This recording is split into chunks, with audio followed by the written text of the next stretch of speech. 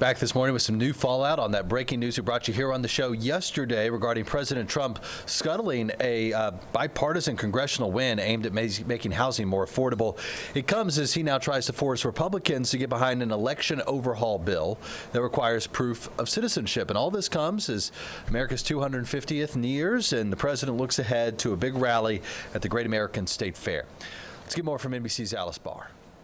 Hi there. President Trump has repeatedly said he doesn't want anything to get through on Capitol Hill until the SAVE Act is law. On Wednesday, he put that to the test while testing some patience among Republicans in Congress.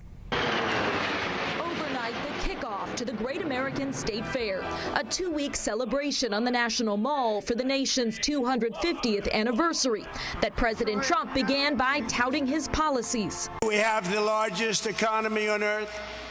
We have the strongest military on earth. A military band performed after several musicians canceled over concerns the event would be politicized. That followed a Capitol Hill clash when President Trump abruptly canceled signing a bipartisan bill to make housing more affordable by restricting big investors and loosening building regulations.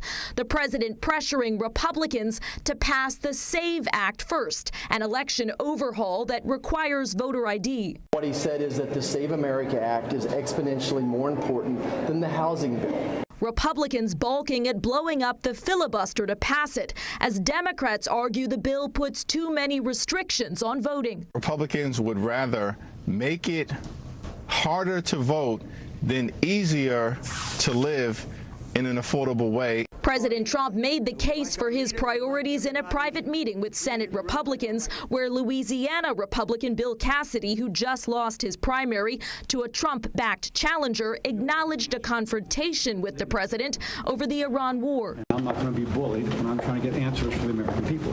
Senator Cassidy later got a White House briefing and then voted against a largely symbolic resolution to curb President Trump's war powers in Iran that failed in the Senate, one day after a similar measure passed with Cassidy's backing.